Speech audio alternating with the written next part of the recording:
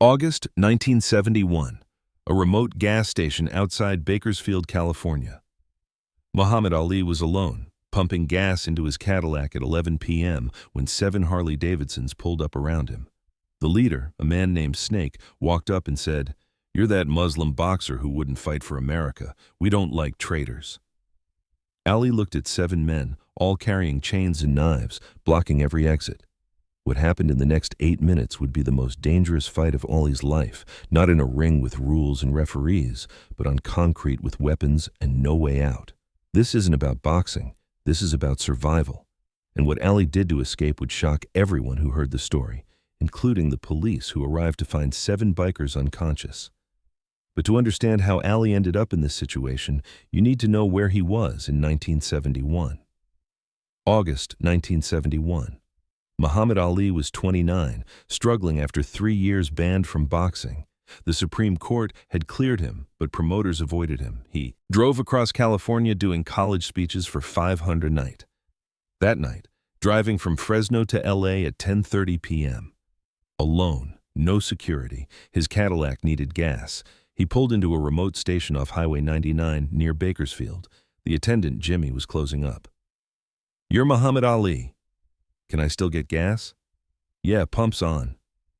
They chatted while Ali filled his tank. Normal fan interaction. Then they heard motorcycles. 7 Harley-Davidsons roared in, forming a semicircle around Ali's Cadillac, blocking him in. Satan's disciples, MC, all white, leather vests, chains, knives, tire irons. Jimmy whispered, "You need to leave. They're bad news. They've killed people." The leader approached, 6'2", 240 pounds. Vest said, "Snake, President." Muhammad Ali, the draft dodger. What Snake said next made Ali realize this wasn't going to be a conversation. Ali stayed calm. "Just getting gas, brothers. Don't want trouble." "Brothers?" Snake laughed. "You're a Muslim who hates white people." "I don't hate anyone."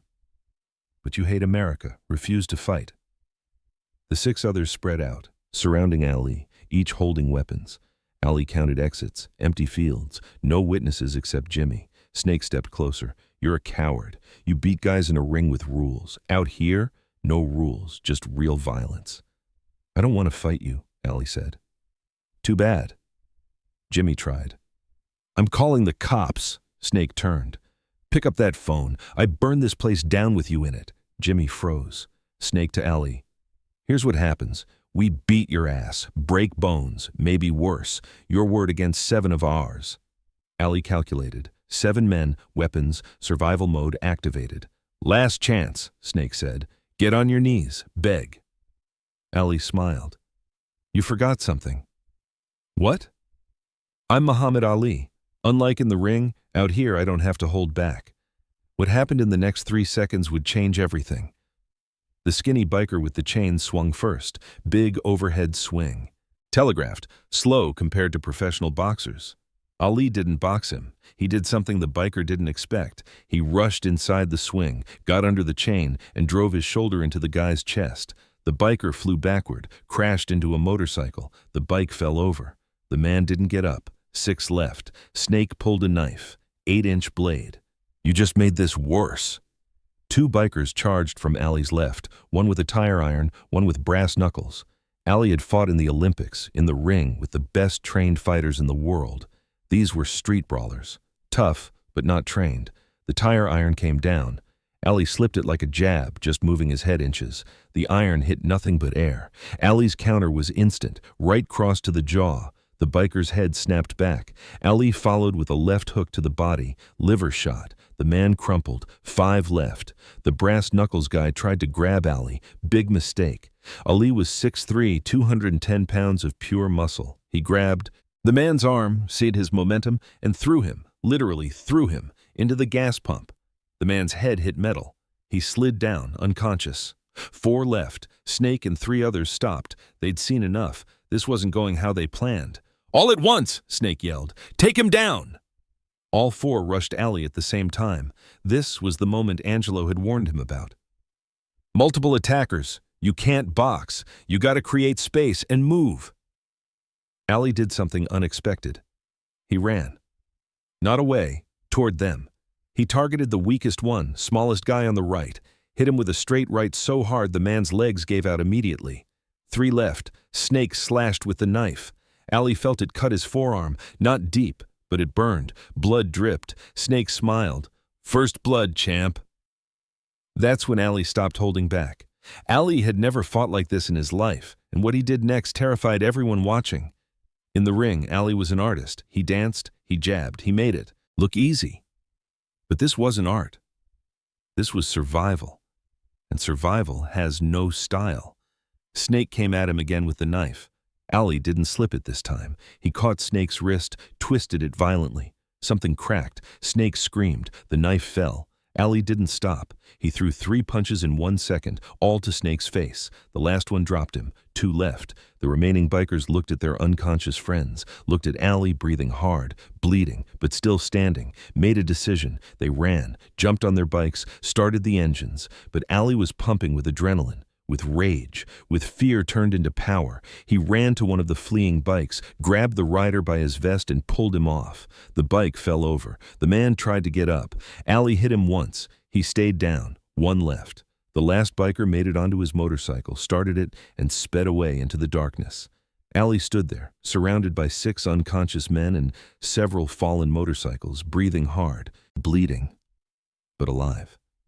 Jimmy, the gas station attendant, came out from behind the counter, shaking. Holy shit, you just beat up Satan's disciples. By yourself." Ali looked at his hands, knuckles bleeding. Right hand might be broken. His forearm had a knife cut. His shirt was ripped, but he was alive. "Call the police," Ali said. "Now." Jimmy picked up the phone with trembling hands. Ali sat down on the curb, suddenly exhausted. The adrenaline was wearing off. The reality was hitting him. He'd just been in a real street fight, with weapons, with men who wanted to kill him, and he'd won. But it wasn't like the ring. It wasn't clean or sporting. It was brutal and desperate and terrifying. 10 minutes later, sirens. 3 police cars and an ambulance arrived. But when the police arrived, they didn't believe Ali's story. Sheriff Dalton walked up, looked at 6 unconscious bikers, looked at Ali bleeding on the curb. "You did this? By yourself?" "They attacked." "Me? 7 against 1? Self-defense. 7 Satan's disciples tried to jump Muhammad Ali, and you beat all of them?" Dalton sounded skeptical. "Ask the kid inside," Jimmy confirmed. "Yes, sir. 7 bikers, weapons. They were going to kill him. He defended himself." Paramedics checked the bikers. 3 broken jaws, 2 concussions, 1 fractured skull, Snake's wrist shattered. "Dalton, you're a professional. You can't just beat up civilians." "Civilians? They tried to kill me. Look at my arm." Ali showed the knife wound. Dalton examined evidence. The knife, the defensive wound. Finally, everyone to the station for statements. But what the bikers said when they woke up would change everything. At the station, Snake talked with broken jaw wired shut. "We didn't do nothing. That boxer jumped us." Detective Morrison. 7 of you, 1 of him. He jumped you? He's trained. So Muhammad Ali, unprovoked, attacked 7 armed bikers? Snake realized the trap. He disrespected America. We wanted to teach him a lesson. By attacking him with weapons? Snake went quiet. His lawyer. "No more talking." But other bikers were talking. Terrified of murder charges, they all confessed. They attacked Ali first. They had weapons. Ali defended himself. By 3 a.m., clear self-defense. 7 Satan's disciples attempted murder. Ali walked free. Ali stood up. "Sheriff, can I ask you something? Why didn't you believe me at first?" Dalton was quiet, then honest. "Because it seemed impossible. 7 armed men versus 1 unarmed man, and the 1 man wins without serious injury. That doesn't happen." "It does if you're trained, if you know how to fight." "I guess so." Dalton paused. "For what it's worth. What you did tonight, that was the most impressive thing I've ever seen. Not the fighting, the staying calm. Most people in that situation would panic. You didn't." "I was terrified," Ali admitted. "But fear doesn't help. Action helps.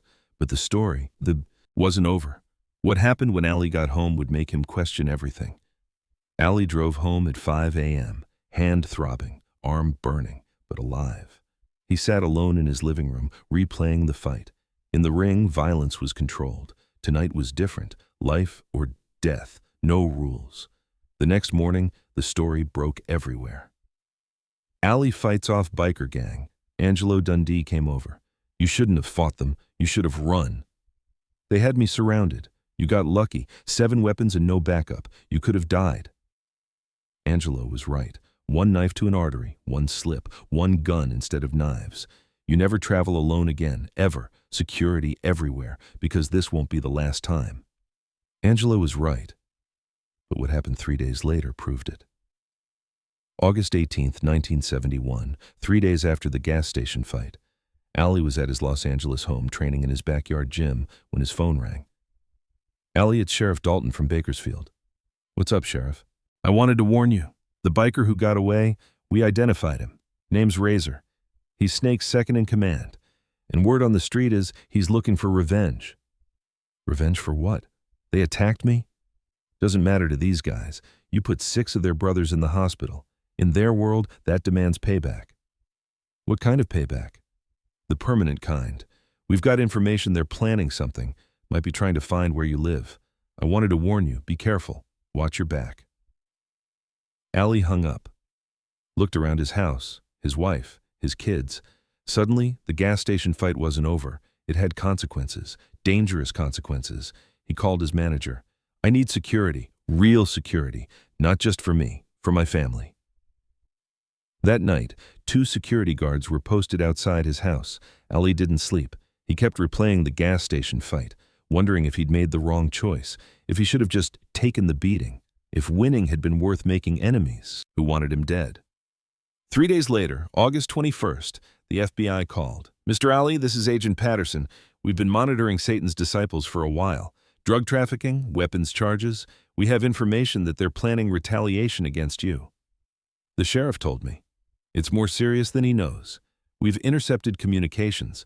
They're talking about a car bomb or a shooting at your next public appearance. Ali felt cold. A car bomb? These aren't just bikers, Mr. Ali. They're organized criminals with connections to white supremacist groups. They see attacking you as both revenge and making a political statement. What do I do? We're offering federal protection, marshals, 24/7, until we can arrest the key members. For 2 weeks, Ali lived with federal marshals outside his house, couldn't go anywhere without security, couldn't train normally, couldn't live his life. Then on September 5, 1971, the FBI arrested 12 members of Satan's disciples, including Razor. Charges: conspiracy to commit murder, weapons violations, drug trafficking. The threat was over. But Ali had learned something. Real violence doesn't end when the fight ends. It echoes. It spreads. It creates more violence. What Ali did with this lesson would define the rest of his life. October 1971, Ali did his first interview about the gas station incident. Howard Cosell asked him, "Were you scared that night?" Ali paused. Usually he'd say, "Muhammad Ali is never scared," but this time he told the truth. "Yes, I was terrified. Those men wanted to kill me, and for a few minutes I thought they might. In the ring, I know what's happening. I control it. But that night, I had no control. That's real fear." "But you won." "I survived." "That's different from winning. Winning is clean. Survival is messy. I hurt people that night, badly, and I didn't feel good about it."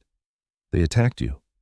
"I know, but it still doesn't feel good, because violence, real violence, isn't like boxing. In boxing, we compete. In street fighting, you're trying to destroy someone, and once you do that, you can't take it back." The interview shocked people. Muhammad Ali admitting fear, admitting regret. This wasn't the Ali they knew, but it was a more honest Ali, a more complete Ali.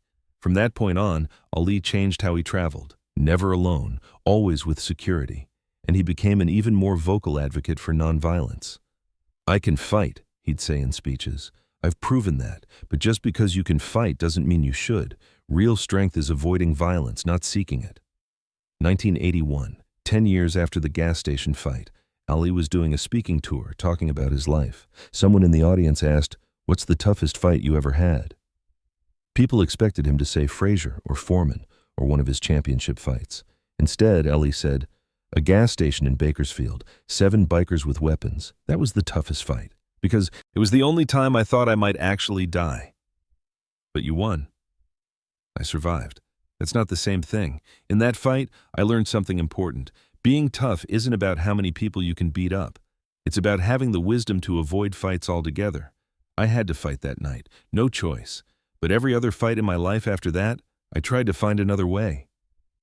Today, the gas station where the fight happened is gone, demolished in the 1980s, but locals in Bakersfield still tell the story. That's where Muhammad Ali took on a biker gang, by himself, won. Jimmy, the gas station attendant, gave interviews over the years.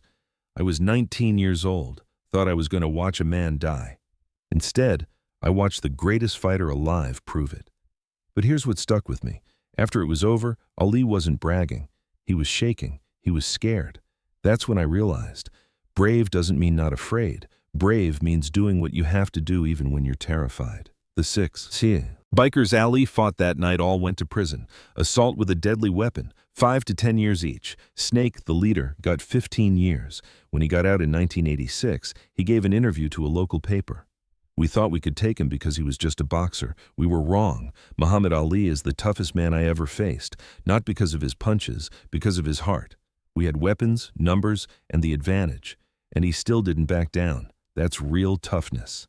August 1971. 7 bikers attacked Muhammad Ali at a gas station. They had weapons, they had numbers, they had the element of surprise. But Ali had something they didn't: years of training to stay calm under pressure, the ability to turn fear into focus, and the survival instinct that separates champions from everyone else. He survived. 6 men went to the hospital, 1 went on the run, and Muhammad Ali learned that being the greatest in the ring doesn't always prepare you for the real world, but it helps. If this story moved you, remember, courage isn't the absence of fear, it's action despite fear. And real strength isn't hurting people, it's protecting yourself and choosing non-violence whenever possible. Subscribe for untold stories. Comment, what's the scariest situation you ever survived? Float like a butterfly, sting like a bee, but most importantly, survive.